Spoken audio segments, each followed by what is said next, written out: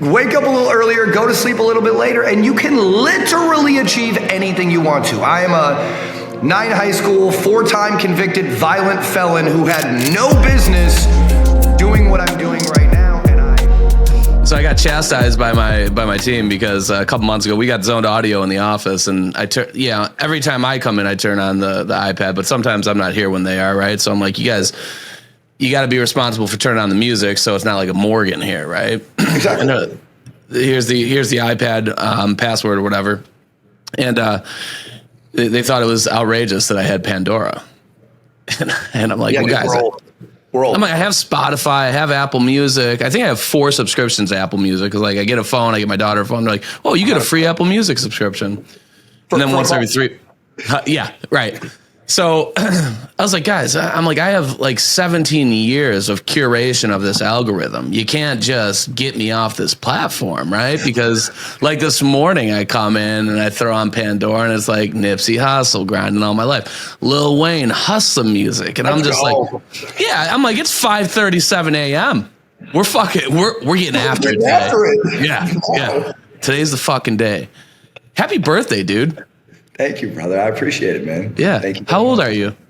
40 today. Ooh, how's that feel? My leg hurts. My leg hurts. This is a day.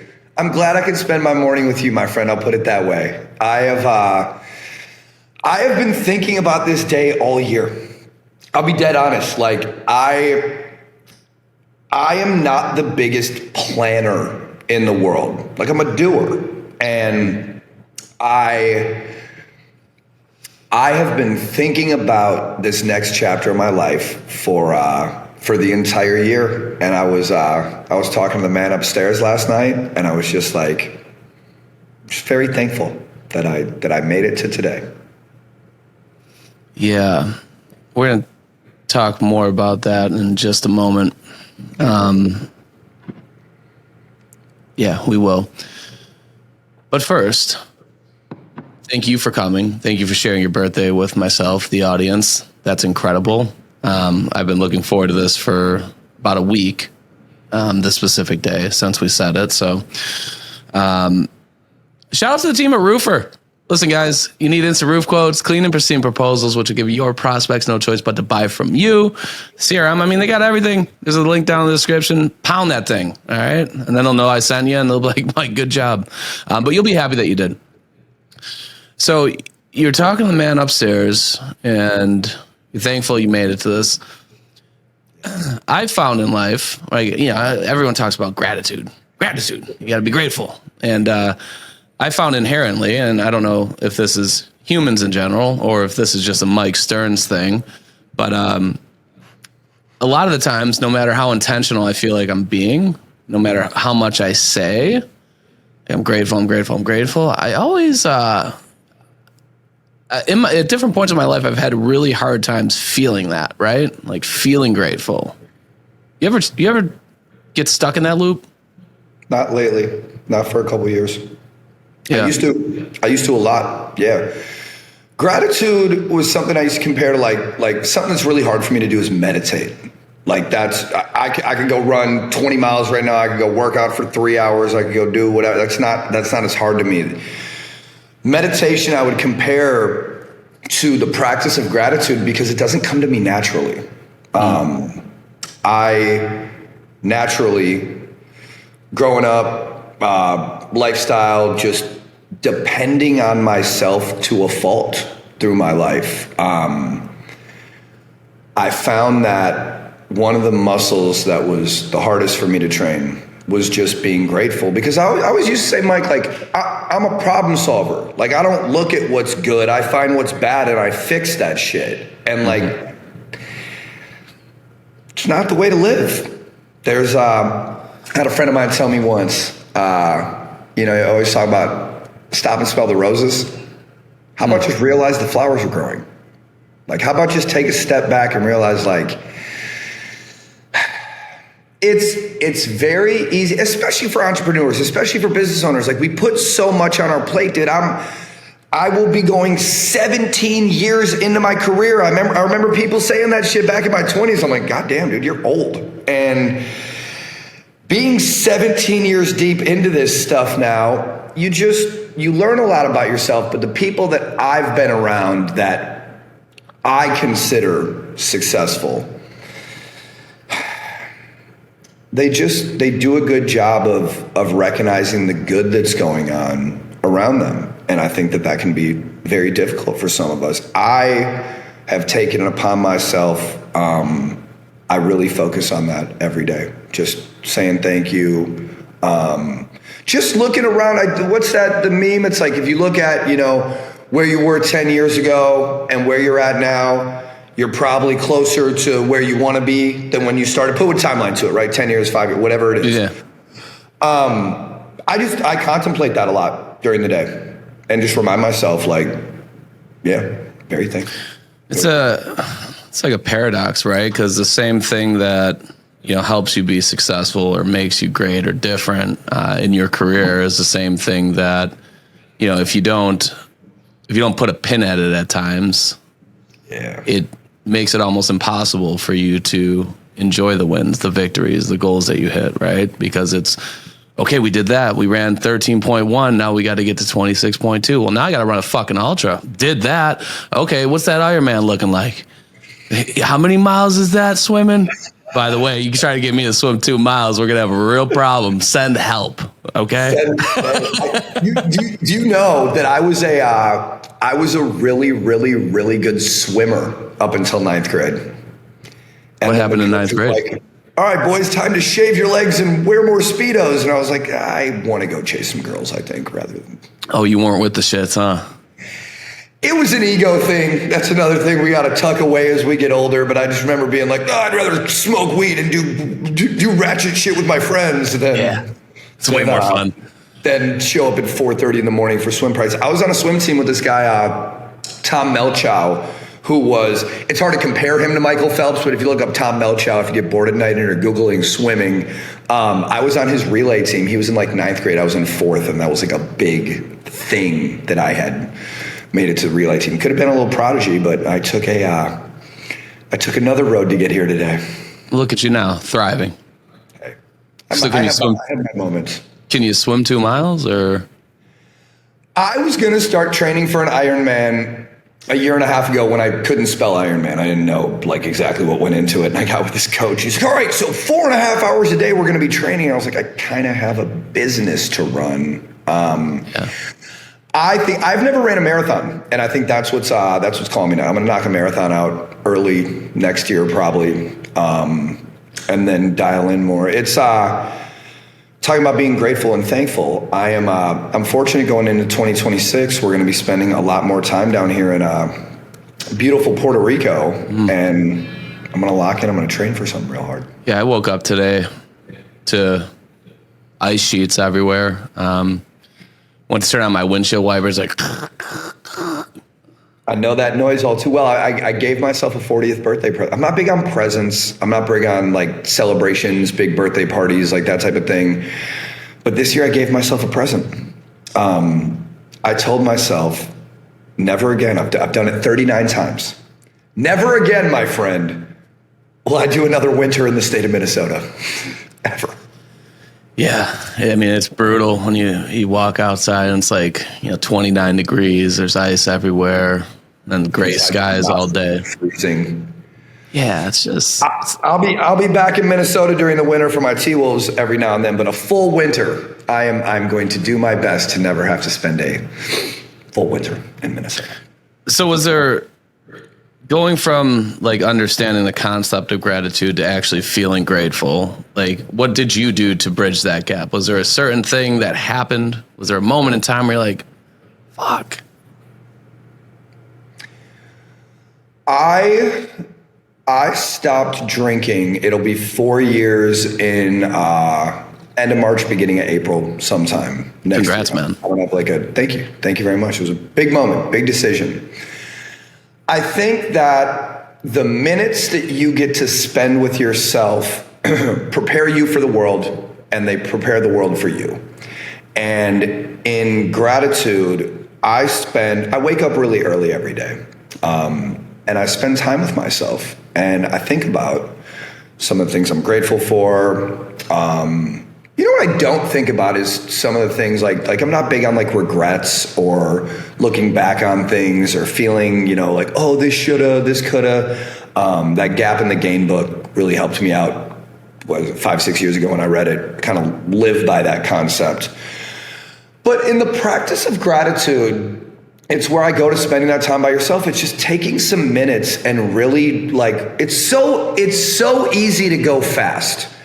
The thing is, when you go fast, you're missing stuff. You're not paying attention to everything. And it's not that there's not times or chapters in life or whatever to be moving, to be shaking, to be hustling, to be, I love Nipsey Hussle to the point of I named my third child Nipsey. He's actually playing right now in the other room. I love that. I think that for me, the concept, grinding all my life. I had a moment. I was on a boat with some friends. We had our men's group out here this past week, and our fourth one of the year.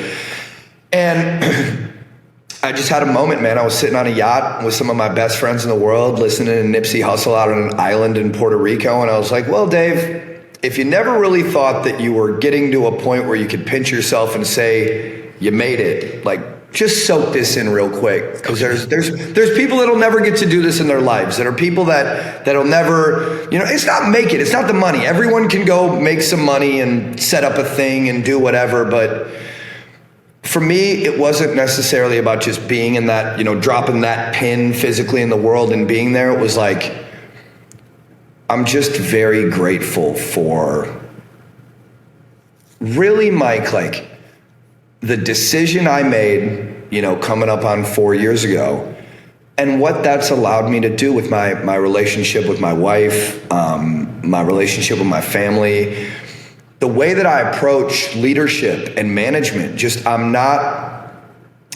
Every day I'm less of the worst version of myself, and I'm grateful for that. Well said. Well said. I think small children can kind of help you feel that gratefulness, right? I was laying in bed with my son maybe a few weeks ago. Nothing better. And, I lay down with him in his bed, wait for him to go to sleep. He wakes up an hour later, freaks out, and, rinse and repeat. So dad's walking around like a zombie all day, but that's fine. So we're just laying there, right? And I'm facing him, he's facing me, and he just goes, and then I laugh, right? And then he starts laughing. Next thing you know, we're just nose to nose, just laughing our asses off for 30 seconds straight uncontrollably. And I'm like, man, what a feeling. One of those moments, dude, that just I've been contemplating a lot leading up until today, just turning 40. And I think about all the stuff we work for, all the things we go, all the things we chase, all the things we do. So much of it comes back to just those little things. And again, for anyone with kids, you guys understand this. You've had moments like Mike just shared. But it's that being intentional about it. You go back to, all the reasons you started your business, all the reasons you work so hard, all the reasons you do what you do. I was talking to a friend this week when we were out at our men's retreat about just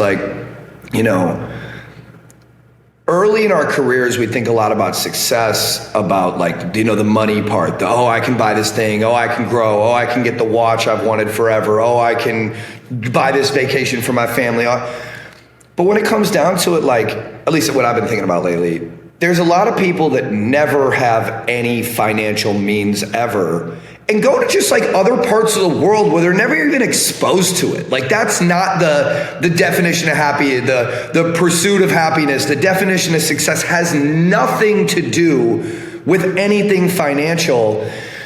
And I found myself being a little envious of that, of just what if there was a world where it was you weren't chasing this thing, you weren't doing comparison, you weren't the years that we spend trying to figure out, who we are, what makes us tick, what makes us go. One thing I've been very fortunate to do over the past couple of years, Mike, is just get around some people that I truly defined as successful. And what I found was like, once these people make a certain amount of money, they're kind of all doing the same thing. Like, they're focused on health, they're focused on wellness, they're spending more time with their family, they're just not as distracted. And I found myself contemplating around like, what would it be? So it's one path, right? To like work hard, start a business, get a good job, do a thing, buy your time back to where you can kind of do what you want to. I was thinking about a world where like, I went to 9 high schools, I got a bunch of trouble, went to prison, I got out, kind of went back to the same shit. And then it kind of like clicked for me about what my life was and what I wanted to do. I get kind of envious around the people that like, I was talking to a buddy of mine who just knew his whole life he wanted to be a lawyer. And he got really good grades in school, he got into a really good law school, he's been a lawyer now for 20 years and is just like super successful. And he's got this energy and this clarity where he's just kind of like had it figured out his whole life. And I don't think that was, I know it wasn't my path. I'm sure it was not the path of a lot of viewers, listeners, but like, I think it's, what I've found myself doing a lot lately is not doing the comparison of like, oh man, I wish I had that quality, or I wish I could do that. It's like almost being grateful for other people that I get to be around and like learn from, like a different type of gratitude.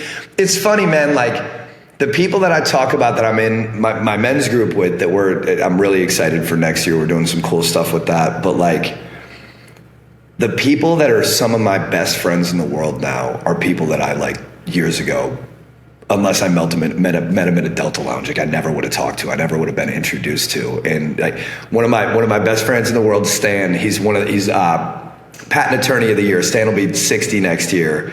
And if you would have told me that like one of my dearest friends in the world would have been a patent attorney from Los Angeles who's 20 years older than me, I would have been like, what the fuck are you talking about? And it's just like, we meet people on this journey, and depending on how we grow and how we evolve, like I'll be the first to say, like, for a lot of my life, I just wasn't the best at relationships. Like, I just didn't find a lot of value in investing much because I had put myself in positions where I just like people were kind of disposable. And I'm very grateful that I have softened as I've gotten older, and I really look to others to get energy from, to learn from. I used to put a lot, not that I don't still to a fault at times, but I used to put a lot of weight on my shoulders that I had to figure everything out for myself.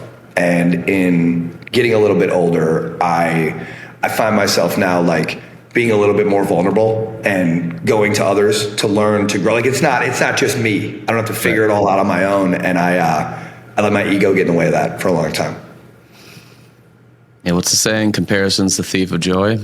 Our man Teddy. And you look at it, and there's, for you looking at your attorney friend and like, man, the clarity and the pursuit and execution of the strategy, I really admire that. There's just as many people that'll look at your journey and be like, man, look at his family, look at his business. Like, I wish so it's like, I don't know, dude. Yeah, it's hard not to compare in the society that we're in, but I think if you're intentional about it and take a step back and watch the flowers grow, we all got a delightful story that we're reading along, right? And excited for the next chapter. Amen, brother. What's you'd mentioned, the materialist things, the watches, things like that, right? So what's the greatest lie you ever told yourself? That when I bought this thing, I made it. I remember, dude, success to me was very simple. It was a Rolex and a Range Rover. And like, I think that if I reflect back on my life, it's the simple things. It's the cliches we heard our whole lives. It's like, when I get this, I'll be happy. When this happens, it'll all be okay. And I think about, man, let's rewind like almost 4 years ago when I stopped drinking, dude. I was running around like a wild man, cheating on my wife when I went out of town, risking my entire life because I was didn't have a soul. I was hollow. It was like, I I remember when we first started Dope and we had some traction. The thing was kind of, right away. We were having some success. It was kind of taking off. We were getting out, traveling a lot, doing the trade shows, getting in front of everyone. And as that continued, I remember being about a year into it and was just like, I had what I would consider what I refer to as like a God-sized hole. I remember I was in this men's group around all these people down in Texas. And it was the crowd there was very like second divorce, black t-shirt, not really nice to waiters and people at hotels, like, oh, grinder again. And I remember thinking that like that was like how people acted that were successful. I was like, oh, this is kind of where you get to, and this is how it operates. Like you just gotta like be a shark and whatever. And I remember like taking a step back and just looking like, what the fuck am I doing? Like I was just miserable. The business was growing. My family was in a good spot. We had just had my daughter, Nova, who just turned 4 yesterday. And I was just empty inside, dude. I was like, this is what it's like. We're running up. We're getting all these private equity companies are hitting us up way too soon. Anyone that would have bought us or tried to talk to us back then was a moron. Anyone that would have gave us $1 back then. And we're getting all these people hitting us up and just telling us how great we are and all this stuff. And I just remember like, this is what this feels like? Like this is, it fucked me up. And I remember just like not really knowing what I wanted. And when I say this out loud, it feels like that was shit that we were all cloudy doing drugs and shit back in your 20s and all this stuff you don't remember. Like it feels like that long ago. Where it was just like, I didn't know what I was going after. I didn't know what I was chasing. I'd never set a goal in my life. I would say like, I said this earlier, like I'm a problem solver. I don't look at the wins. I don't know how to count a win. I'm focused on what's bad, what's like that shit would fuel me to just be constantly negative and complaining all the time. And then I started seeing like what it was doing to people around me. Like everyone around you is just a better or worse. Like let's talk employees for a minute. Company culture, morale is like everyone around you is just a worse version of you or yourself. And what I mean when I say that is like they're picking up on the qualities that they see you do more often than not. And when you're a hot-headed madman helicoptering in all the time, hey, I'm super available, just tap me if you need me, but you're like swearing, yelling on the phone all the time. Like how many people want to ask you for help or advice if you're biting their head off every time they talk to you? It was like, I look back on some of the things that got me to where I'm at today. And I'm not a big guy on regrets. I don't look back on, oh, this should have happened differently, or, oh, what if? Like, we're here today because we made it this far. And I take a lot of pride in that. But I think about, like,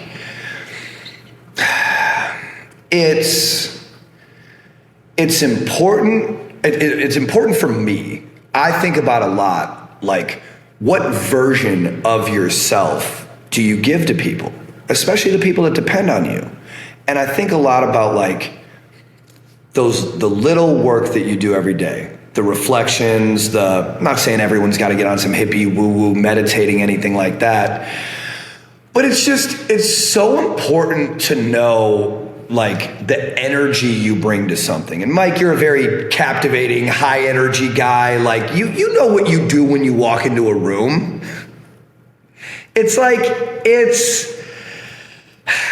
there's a responsibility to being a leader that, at least for me, has just taken a different form over the years. And I try to take a lot of accountability and a lot of responsibility of like the energy that I bring into the room. I think that was talk about the man upstairs or the spaghetti monster, the great pumpkin, the whatever you believe in. It's like, I just take a lot of responsibility on what I was put on this earth to do. And I was back to the other day with my buddies on the boat. I was standing there thinking about like every decision I made that led me to that moment, standing there. And I truly felt like gratitude. And it was a cool feeling.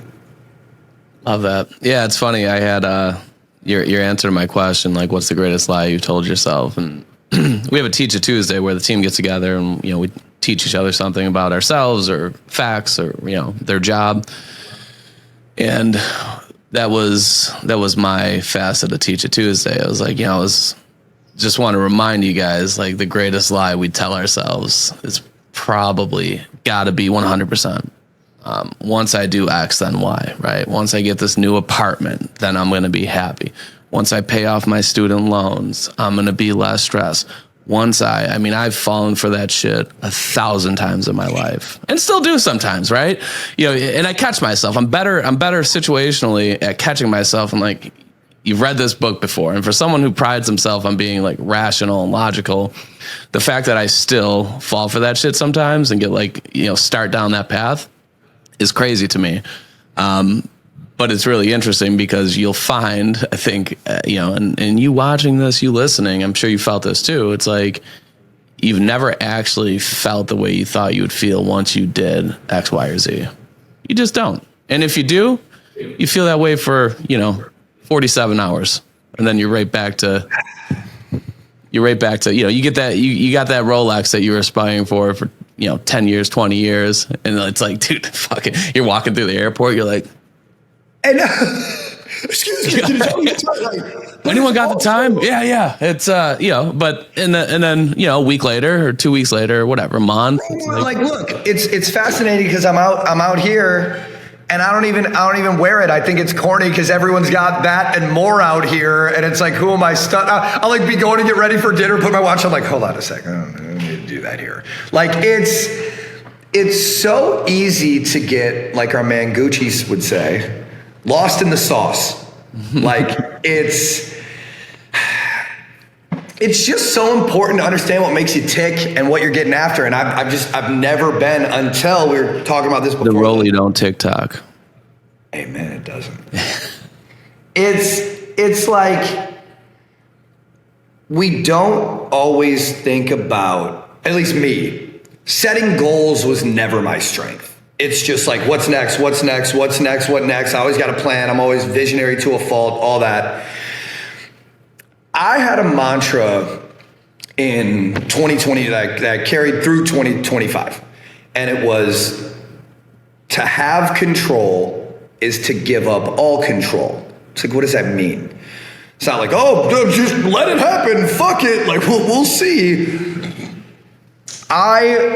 I came to terms with the fact that life is based on communication, and expectations are a big thing. And a lot of times when we expect something from someone and they do it, I don't really think about it anymore. Like, it's not a thing. I expected it. I love Mike. I have a relationship with Mike. I trust Mike. I made up this thing in my head. I expected it. He did it. We're fine. But if I trust Mike and I love Mike and I have expectations of Mike, have I communicated those expectations to a point where if something doesn't happen, this wasn't some little dirty secret that I kept to myself that I'm pissed off about. I think the kids call it gaslighting now. But it's like the ability to hold myself accountable for what I expected by laying out my expectations and communicating them. That's what's allowed me to give up control in order to truly have control. Because if I can remove myself from situations with work, with life, with different things that just don't necessarily require all of my time, I can get back to what actually makes me happy. Sitting nose to nose with Nipsey, smelling his nasty little breath, having a laughing session with him. Like, that's life. That's joy. And when you're stuck in the fuck of like, this thing, this deal, this employee, this thing, it's like, I think there's chapters of growth where we get energy from certain things. Some of them positive, some of them negative. But it's like, when I really, really think about, how I communicate my expectations in the effort to give up control of some things. Again, man, I've been doing this 17 years now. Owning businesses, running businesses, hiring people, training people, managing people.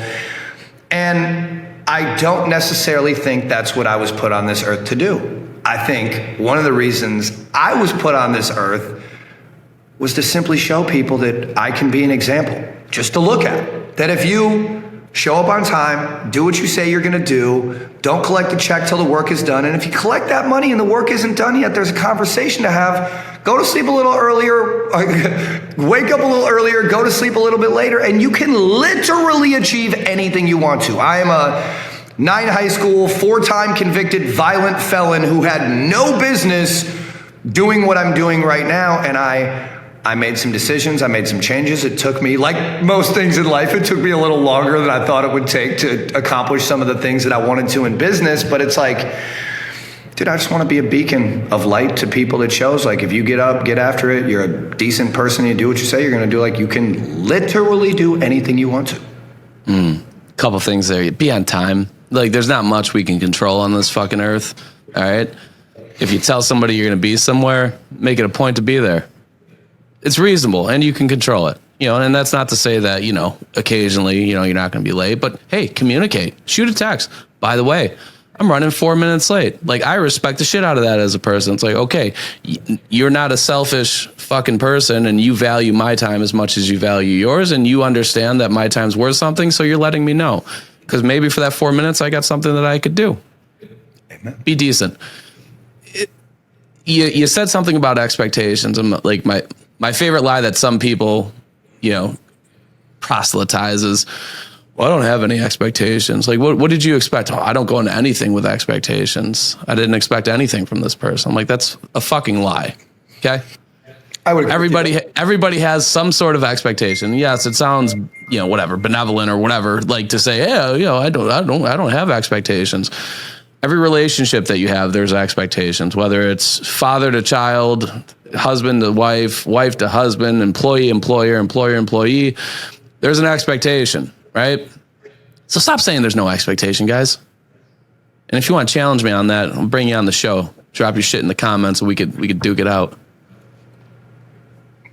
I would I saw something the other day, this dude doing it, I'm like, buy one, get one free. I think that I also would strongly disagree with anyone that lives look, do what makes you happy. That's what I want for you. Sure. Smoke weed with your gay husband behind your wall, doing as long as you're not hurting anyone. Like, it's hard enough in life to be happy. Yep. I think that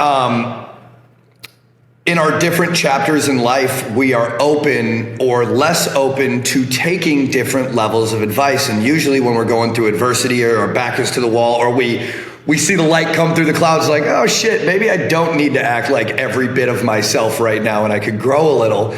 That shit's hard. There's a level of accountability around, like, just attempting to be what you would consider the best version of yourself.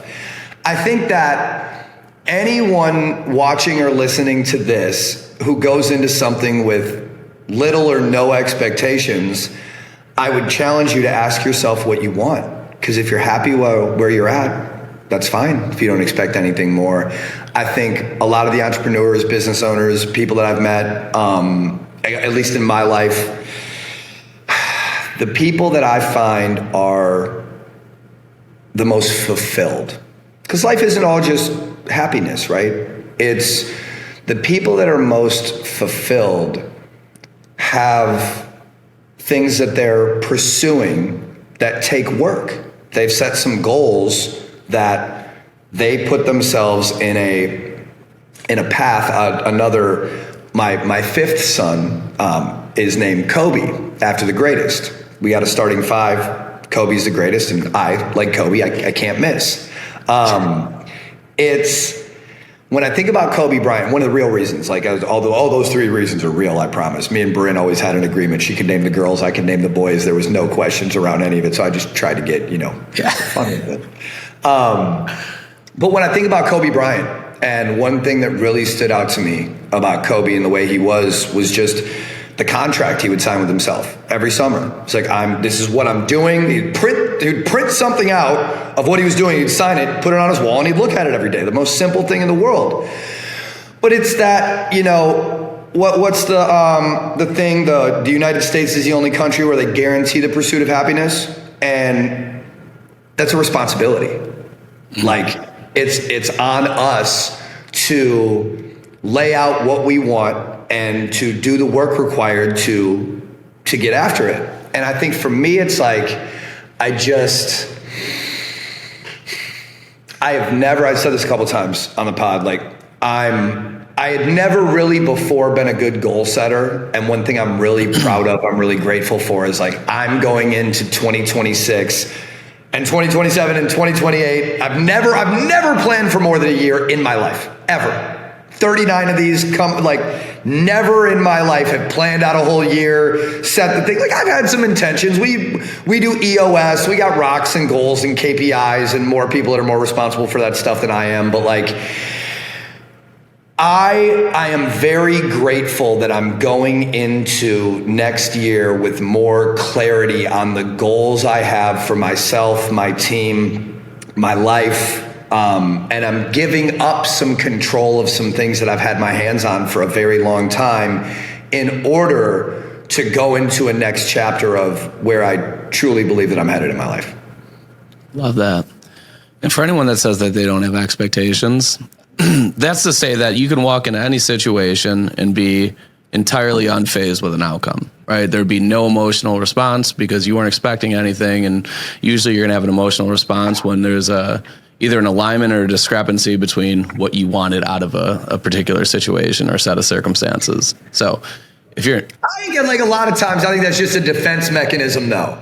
Like we've all been hurt, right? We all have been through bad relationships, been through trauma, been through a level of abuse of one form or another. Mm-hmm. It's like, I find a lot of times when people go to that, it's hard to call not having expectations neutrality or equanimity, because I don't think I think that could be in the world of those things. I think a lot of people that I meet, like, no, I just don't expect anything from any of this. It's like, yeah, I don't really believe that you're... Call bullshit. To protect, well, a lot of people do that shit to protect themselves, and that's okay. Sure. Like we've all been through stuff that we don't want to happen again. And sometimes the easiest thing to do in a defense mechanism is just put a fucking wall up, like, no, buddy, you're not gonna hurt me, fucking stone-faced killer here. Like, leap, and like anything, you bottle something up for too long or a cup gets a little too full, the end result isn't the greatest thing in the world. And it's just one thing that I take a lot of pride in, like a lot. I figured this out at a young age. I'm just probably one of the more self-aware people that you'll ever come across in your life.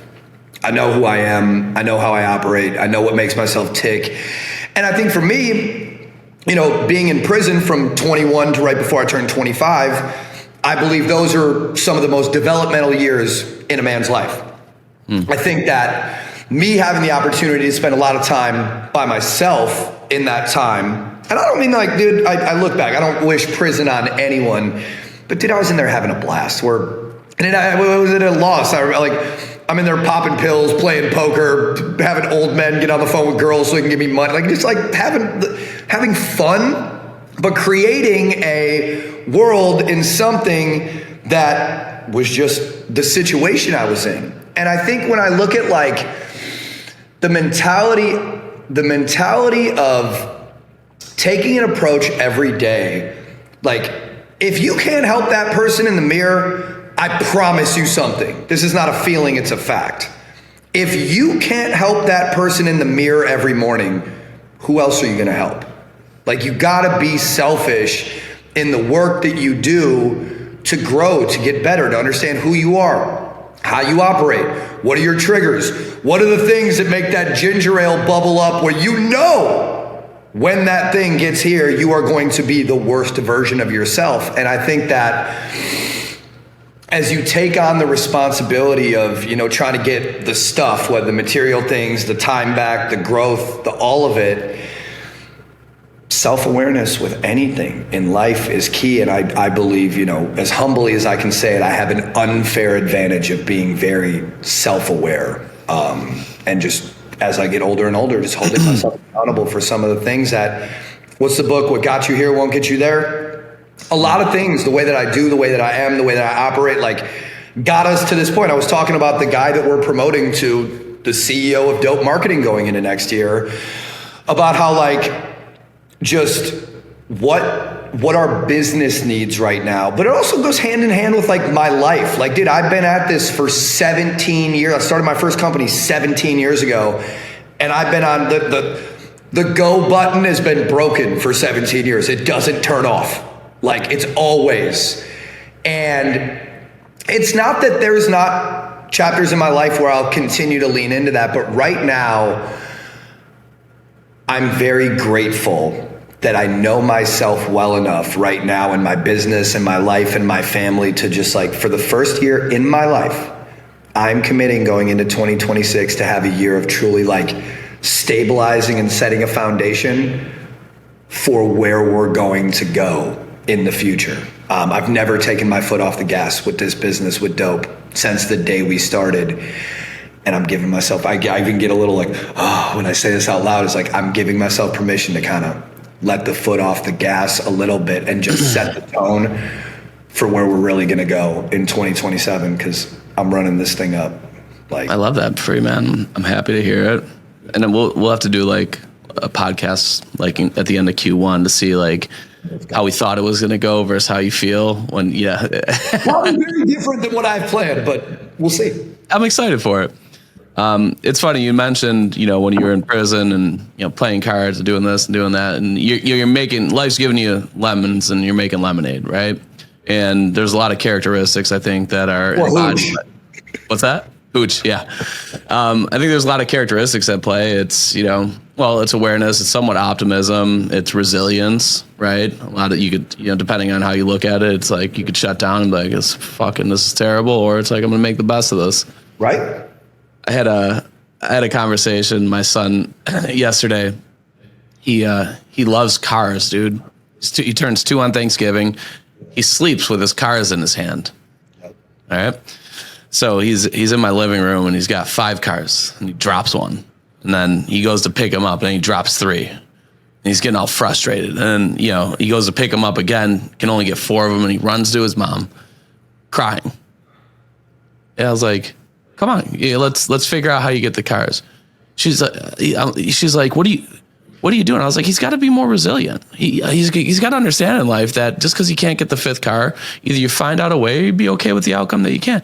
She's like, you can't be that harsh on a 2-year-old. I was like, where do you think this is going to be a grown ass man before we know it? Quickly. It's like, it's my responsibility to help get him there. Right. And I'm like, we're doing him no favors by hugging him, tell him they're there over something so crazy as just, not being able to get the 5th car. And maybe it's a little bit, soon, but I don't think so. I call them grocery store moments. Those weird, like, you think back of your childhood, some of us did probably a little more drugs than others watching or listening for the gaps in memory, but it's like those moments in your life that you remember for no reason. Like that interaction you had with your mom at the grocery store when you were 3, the thing your 4th grade teacher told you, the instance you had in 7th grade with some girl and you said something and you still feel stupid about it to this day. Yeah. Those grocery store moments.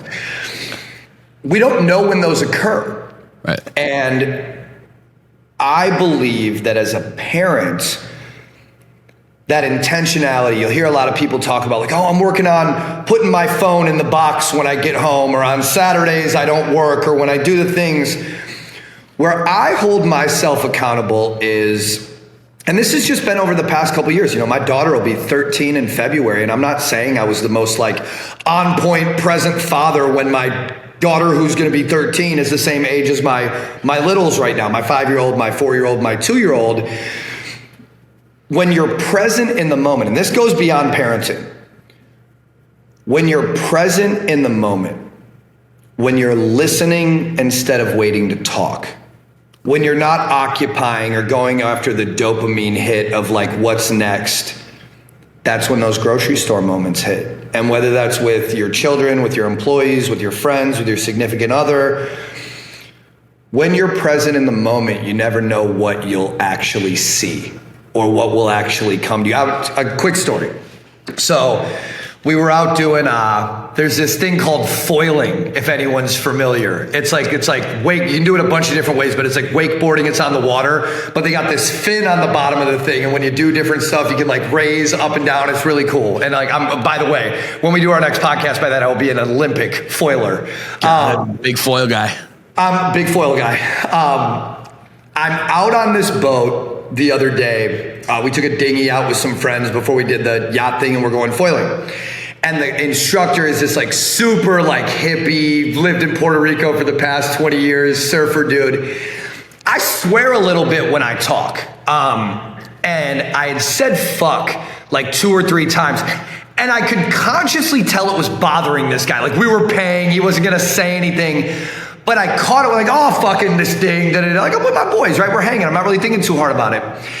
And I could tell when I like swore the 3rd time, like it really was bothering this dude. And he had said something around like, you know, when people are naturally like negative all the time, and he's kind of looking at me, I'm like, oh man, this guy's like, I'm getting a signal from this. And so I purposely, like I could tell it was giving him discomfort. So I'm like, I'm not going to swear. Saw it in that moment, didn't think about it too much. We finished foiling. We end up taking the golf cart over to lunch, and we sit down at this table, and we're at beautiful like beachfront restaurant, you know, sitting at the ocean with some of my boys, just having a great lunch. And there's this guy 1 table away from us by himself, big buff dude, one of those like mid-50s TRT guys, like jacked, yellow gold, East Coast dude. And he's on the phone, and he's like, he said something, he's like, help me fucking understand how you didn't understand what I just said to you. And I was like, holy shit. That could have been me in 20 years, this angry, you gotta be some definition of success to be out here spending time out here or whatever. So it's like, this guy's clearly made it this far in his life to be sitting at this restaurant by himself, having this, he's talking about papering up a deal and doing this thing, just hyper fucking aggressive. But he's doing this other thing that I do to a fault. He's like trying to be charming enough to get away with being a complete asshole, like, but peppering in the asshole. And it was like coming off of that dinghy and watching someone else absorbing my energy, not even intentionally. I wasn't mad when I was swearing. I wasn't doing it. I'm just like talking. Yeah. But I remember the feeling of discomfort I got when I heard this guy having this aggressive conversation. Just like, man, there's like kids over there. This guy's like being kind of a dick, not really conscious of what's going on around him and how it's affecting people. And it was just, I had a moment. It was crazy of how I saw, like, I came out of a situation where me just not really thinking too hard was affecting someone and just how they live their lives. And then being in another situation where like I wasn't uncomfortable that this guy was being aggressive, but I felt the energy he was putting off. I was like, holy shit, I'm this hippie boat driver right now going through this thing. And it just brought me, I won't get into everything about how life is a simulation and our soul has done everyone else's life every time. I won't get into that. Save that for the next one. For next one. But it was interesting just to see, like, you know, if you're intentional and you're in the moment and you're present. You're not on your phone. You're not, you know, getting mad at your kid for crying for picking up the cars. You're not working too hard. The things you pick up when you're just being present, when you're listening instead of waiting to talk, when you're just there in the moment, letting life happen, the things that God, the great pumpkin, the spaghetti monster, Buddha, whoever is showing you, if you just slow down for a second and just listen and just be there, like the things you allow yourself to pick up, it's a beautiful mindset to be in. And that's a job. Like, that's work. To do that every day, to be one of my best friends in the world, coach of mine, is like, you know, equanimity is a word that he said out loud that I'd be like, Justin, what the hell does equanimity mean? My definition is just being in a moment where you're not, you know, there's 2 big feelings for humans, 2 of the biggest feelings, I believe. There's anxiety and there's depression. Depression is reflecting on things that previously happened and allowing those to affect you, getting stuck. Anxiety is putting too much time and thought into what hasn't happened yet. And I don't know anyone watching or listening if you've gone through this also.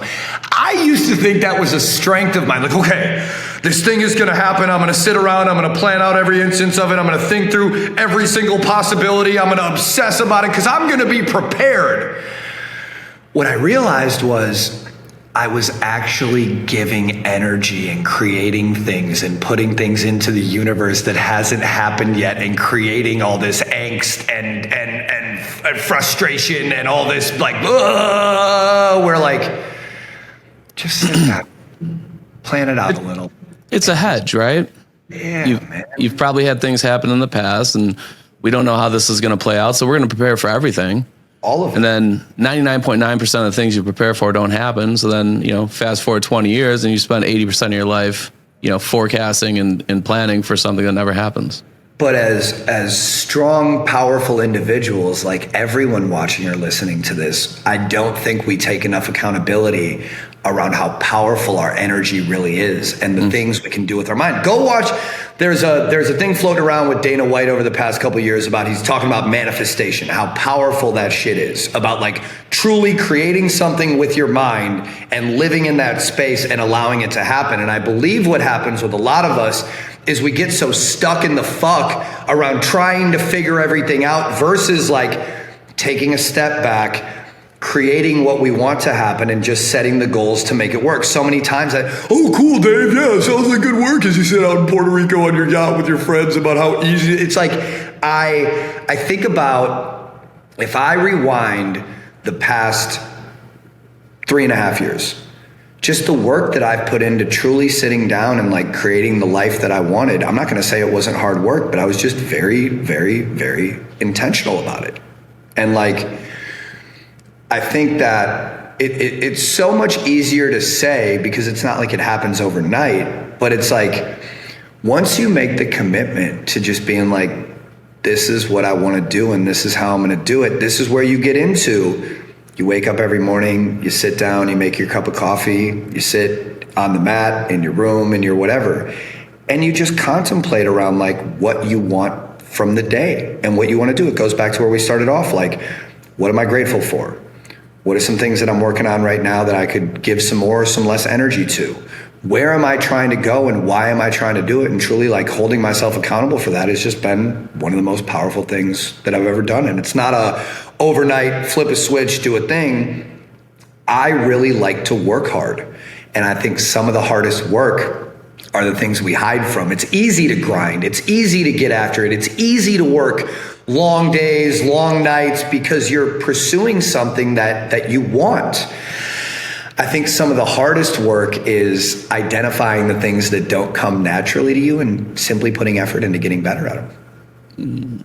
Yeah, I love that. It's kind of like I was listening, I think, to Huberman, and he was talking about people that go to the gym, they do the routine, and they're doing things that they like, and the disproportionate benefit of doing a similar routine with something you don't like, right? So maybe you fucking hate legs, and you could have the same caloric burn through a 60-minute exercise for two things, and it could be almost identical, from what your Whoop says or what your Apple Watch says.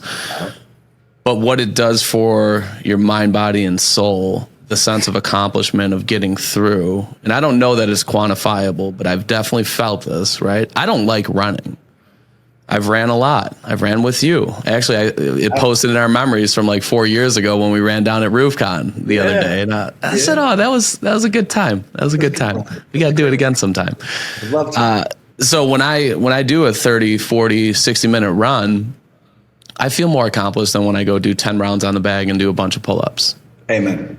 It's Amen. To your point, right? So it's very interesting. Life is crazy. Life is crazy. We got 5 minutes. I know you got a hard stop. I got some things I want to touch on, but it'll take longer than 5 minutes. You got questions for me? You got something you want to talk about? Coming off of a deeper conversation like this, it's not really a question for you. It's ask for the people that just listen to us have this conversation. What I would love, my birthday present that you could give me whenever you're doing this is take a step back and just reflect on what you really want. What do you want this week? What do you want? What do you want to do this work? It's November 10th today. We got about 7 weeks left this year. And like most years, right? You're surprised that it came this fast. But hopefully you're reflecting on some of the things that went right this year. You're reflecting on some of the things that didn't go so right this year. And you're not waiting to plan till the end of the year. We all got the same amount of minutes in the day. There's 1,440 of them. What I would ask of anyone, Mike, yourself included, because I'm going to do it for myself too, is just sitting down, however you do it, if you talk to text, if you write, if you type, if you whatever you do. What I would ask is that you just sit yourself down in a quiet place with no one else around, and you just make a list of some of the things that you want from your life, and go deep. Go as deep as you're able to do. I've been in chapters of my life where all I wanted was stuff. I wanted, whether like stuff being, I wanted a truck, I wanted a watch, I wanted to get off of the truck, I wanted a new role in my business, I wanted to work on a relationship, I wanted to do. None of it happened until I gave it some energy. None of it happened until I made the decision that I am going to do. So if I was doing everything right, then everything would be right. And a lot of times when we look at what's going on, that's not the case. We started this podcast with a question and talking about gratitude. And I think that gratitude was something like running for our friend Mike didn't come naturally to me. It wasn't something that I enjoyed doing. It wasn't something that I gravitated towards. I would always say, I operate best with my back to the wall. So consciously or unconsciously, I'm going to put myself in as many adverse situations as possible. Please put a gun to my head. No, 2 of them. And it's just, it's easy to stress yourself out. It's easy to get, I've said it a couple times on here, lost in the sauce, stuck in the fuck, whatever your version is. It's just like, ugh. I have good and bad news. It's just as easy to be on the other side of it. Just takes some work. And I'm not going to say that I'm, cupcakes and hand jobs and rainbows all day long. It's just all great all the time. But what I will say is I'm one of the people that you've met or you've seen in your life that puts a lot of work into that stuff. And I'm telling you, you can cash that check every day if you put that work in. So I think my ask, if anyone could give me a gift for my birthday, whether you're watching this a week later, a month later, next year, after we've done a couple more of these, try to hold yourself accountable as you wrap up this year about what you want. Like, what do you really want in your life? And just putting a little bit more work and effort into being a little bit more patient, listening a little bit more. If you're anything like me, maybe not being so reactive, because sometimes everyone doesn't need your first response. Sometimes when you take a minute and sit with something, write it down on a piece of paper, fold it up, and make yourself a promise you're not going to look at it till tomorrow. That's the type of work that's really hard for me that has allowed me to grow into the man that I am continuing to become every day. I can't think of a better way to wrap this up, dude. That's incredible. Thank you for sharing your very special day with us. Thank you at home or in your truck for watching, listening. I think this was helpful. Share it with somebody. You have a responsibility to share it with somebody it can help. So don't take that lightheartedly. Do that. Do that for us. Do it for the people. If your parents are still alive, hit them up. It's a beautiful thing. My mom passed 2.5 years ago, but to get my first birthday text message of the day from my dad, it's a beautiful thing. Fuck yeah, dude. And thanks to the team at Roofer again for helping making this happen. David Carroll, Dope Marketing. Appreciate you, brother. Appreciate you, brother. 4, 3, 2, 1, 0.